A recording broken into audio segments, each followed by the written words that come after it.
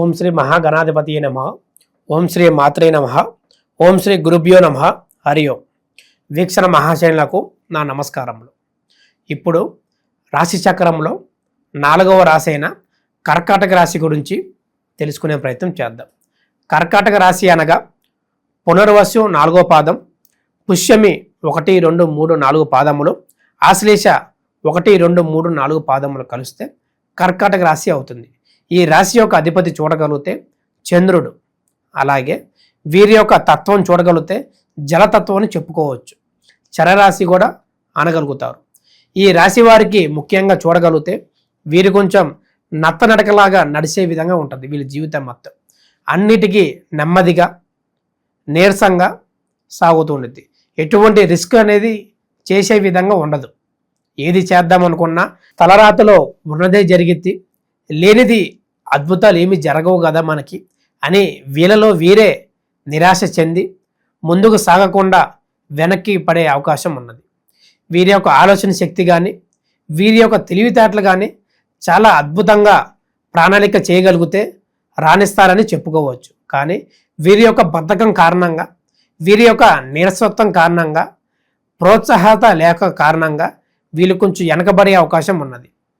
వీరు తెలుసుకొని ముందుకు వెళ్ళే సమయంలో ఇదా నేను కోల్పోయింది, ముందే తెలుసుంటే బాగుపడేవాడిని, ముందే తెలుసుంటే అన్ని విధాలు సెటిల్ అయ్యేవాడిని, నా తోటి వాళ్ళు నా స్నేహితులు అందరూ సెటిల్ అయిపోయారు, అందరూ ముందుకు సాగుతున్నారు, ఉద్యోగపరంగా కానీ భార్యాభర్తల విషయంలో కానీ పిల్లల సంబంధాలు కానీ అన్నీ సెటిల్ అయిపోయారు, నాకెందుకు ఇలా అయిపోయిందని వీరిలో వీరే బాధపడి ఆరోగ్యం చెడిపోయి మనశ్శాంతి లేకుండా ఆరోగ్య సమస్యలతో ఇబ్బంది పడే అవకాశం ఉన్నది. వీరనేది అందరితో వెంటనే కలిసిపోయే రకంగా ఉంటారు. పాలు నీళ్ళు ఏ విధంగా కలుస్తాయో ఎవరితోనైనా సరే వారి దగ్గర భేదాలు చూసే రకం కాదు వీరు. డబ్బు ఉన్నవారా లేనివారా అనేది కాకుండా మనసుకు నచ్చితేనే స్నేహం, మనసుకు నచ్చకపోతే దూరం. అంటే వీరనేది శాస్త్రాన్ని నమ్ముతూ ముందుకు సాగిస్తూ ఉంటారు. వాహనం నడిపేటప్పుడు 1-2 సార్లు ముందు జాగ్రత్త చూసుకోవడం మంచిది. వీరి ఆలోచన ఎక్కడో ఉండి శ్రద్ధగా ఉండకుండా నడపడం వంటి చేయకూడదు. ఎందుకంటే వాహనం నడిపేటప్పుడు ఫ్యామిలీ ఉంటారు, వాళ్ళని జాగ్రత్తగా ఒక మార్గానికి తీసుకెళ్లే విషయంగా నిన్ననేది ఎంచుకోవడం వలన వారిని క్షేమంగా తీసుకోవడం నీ బాధ్యత. కాబట్టి వాహనం నడిపేటప్పుడు నానా రకాలుగా ఆలోచనలు, ఒక స్త్రీ వలన ఇబ్బందులు గురయ్యే అవకాశం ఉన్నది. వీరు అది గుర్తు తెచ్చుకొని ఒక ధ్యాస లేకుండా నడపడం అంటే చేయకూడదు. అది అంతా తర్వాత పెట్టుకొని వాహనం నడిపేటప్పుడు 1-2 సార్లు ధ్యాస వాటి మీద పెట్టి నడపడం మంచిది. అదేవిధంగా వీరికి సంతానంలో కొంత ఇబ్బంది వచ్చే అవకాశం ఉన్నది. వివాహం అయిన వెంటనే కాకుండా కొంత ఒక 6 నెలల నుంచి సంవత్సరం పాటు వీళ్ళకి సంతానం విషయంలో కొంత ఒడిదొడుకుల సమయం కనబడుతున్నది. వాటి పరంగా కొంత తొందరగా హాస్పిటల్కి వెళ్ళి మీరు చికిత్స చేసుకోవడం కారణంగా మీరు ఒక అద్భుతమైన సంతానం అనేది మీకు యోగ్యత కనబడుతున్నది. అదేవిధముగా కుటుంబంలో కొంత కలహాలు ఏర్పడే అవకాశం ఉన్నది. తండ్రి కొడుకుల మధ్యలో, అన్న తమ్ముల మధ్యలో చిన్న చిన్న విభేదాలు, చిన్న చిన్న మాట పట్టింపుల ద్వారాగానే వీళ్ళ మధ్యలో ఉద్రేకతలు ఎక్కువైపోయి కోపాలు బయటకు వచ్చి వీరు విమర్శించుకునేలాగా, అరుచుకునేలాగా, గొడవ పడేలాగా వేరే ఒక వ్యక్తి వచ్చి ఆపేంత వరకు వీరనేది ఆ గొడవని కొనసాగిస్తూనే ఉంటారు. తర్వాత ఎడమొహం పెడమొహం లాగా మాట్లాడకుండా వీరికి వీరే బాధపడుతూ ఒకరి సంరక్షణ ఒకరు తెలుసుకుంటూ ఇతరుల ద్వారాగా, తల్లి ద్వారాగో భార్య ద్వారాగో తెలుసుకుంటూ వీరనేది కొనసాగిస్తూ ఉంటారు. ఆ విధంగా ఉండటం ఇద్దరికీ మంచిది కాదని చెప్పుకోవచ్చు. ఒకరి అవసరం ఒకరు ఉండవచ్చు.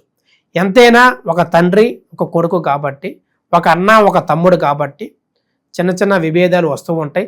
తండ్రి చెప్పిన మాట కొడుకు వినాల్సి తప్పదు. ఎందుకంటే మిమ్మల్ని కని మోసి ఇంత వాటికి తెచ్చిన తర్వాత వాళ్ళని విమర్శించడం అంత కరెక్ట్ కాదని చెప్పుకోవచ్చు. వారి ఆశలేంటో తెలుసుకొని వారికి నచ్చినట్టుగా అనుగుణంగా నడుచుకోవటం మీకు శుభప్రదమని చెప్పుకోవచ్చు. అదే విధముగా వీరు కొంచెం స్నేహితులే శత్రువులయ్యే అవకాశం ఉన్నది. మన అనుకున్న వాళ్ళే కొత్త స్నేహ పరిచయాల ద్వారా పాత స్నేహితులను మర్చిపోయి వీరినే ఒక శత్రువు రూపంలో వీరి మీద వ్యూహపరమైన చర్యలు చేస్తూ వీరిని అవమానపరుస్తూ గందరగోళ స్థితిని తెచ్చి వీళ్ళకి ఏదో విధంగా నష్టపూరితంగా చేయాలి, వీరు మనకంతా ఎక్కువ ఎదగకూడదు, వీరిని నెలతొక్కేయాలి, వీడికి మనమంటే ఏంటో చూపించాలి అన్నట్టు ప్రవర్తిస్తూ నీ వైపు అనేది వ్యూహరచమైన కార్యక్రమాలు చేస్తూ ఉంటారు. అదే విధముగా ఇంకొక స్నేహితుడి వల్ల కూడా లాభం కనబడుతున్నది. ఎప్పుడైనా భగవంతుడు అది మనకు దూరం చేశాడంటే ఇంకొకటి మనకి ప్రాప్తి ఉంది కాబట్టి ఆ చెడు దూరం చేస్తారు. కొత్త స్నేహం వల్ల మళ్ళీ డబ్బు పరంగా కానీ వ్యాపార పరంగా కానీ ఉద్యోగంలో కానీ అన్ని విధాలుగా స్నేహితుడితో సంతోషంగా జీవిస్తుంటే కనబడుతుంది. ఈ యొక్క స్నేహ రూపంగా చూడగలిగితే ఒక్కొక్కడు ఒక్కొక్క రకంగా, ఒకడు నువ్వు మంచి చేసుకోవాలని ఒకటి చెడు చేసుకోవాలని రకంగా కనబడుతున్నది. దానివల్ల జాగ్రత్త పడటం మంచిది. వీరు ఒక 5 మంగళవారములు హనుమంతుడి టెంపుల్కి వెళ్ళి ఒక 5 ప్రదర్శనలు చేసి ఆయనకి పూజ చేయటం వలన వీరికి అన్ని విధాలుగా సమకూరి స్నేహితులతో గొడవలు తొలగిపోయి అన్యోన్యంగా కలిసి ఉండేలాగా కనబడుతున్నది. అదే విధముగా ఆర్థిక విషయం చూడగలిగితే వీరికి రూపాయి వస్తే ₹2 ఖర్చు విషయంలో వీళ్ళు అనేది వెనకాడు. అది నెలాంతరం అయిన తర్వాత వీళ్ళకి అనేది కొంత ఇబ్బందికరంగా మారే అవకాశాలు ఉన్నాయి. అవి తెలుసుకొని నెమ్మదిగా మెలగడం వల్ల వీళ్ళ కొంత శుభ సమయం అని చెప్పుకోవచ్చు. ఈ యొక్క రాశివారు దేవి ఖడ్గమాల సూత్రం పారాయణం లేదా కేతు గ్రహానికి శాంతి పూజలు చేయటం వల్ల వీళ్ళ కొంత శుభ సమయం ఈ నెల అంతా అని చెప్పుకోవచ్చు. మొదటి 1-2 వారాలు కొంత నష్టం చూపించినా సరే 3-4 వారంలో వీళ్ళకి అంత అనుకూలంగా సెట్ అయ్యే అవకాశం ఉన్నది. ఈ యొక్క రాశి ఫలితాలు వీరికి ఒక 40-50% వర్తించేలాగా కనబడుతున్నది. ఎందువలన వీరి యొక్క ఈ యొక్క రాశిలోనే ఒక 10-20 కోట్ల మంది దాకా జీవిస్తూ ఉంటారు.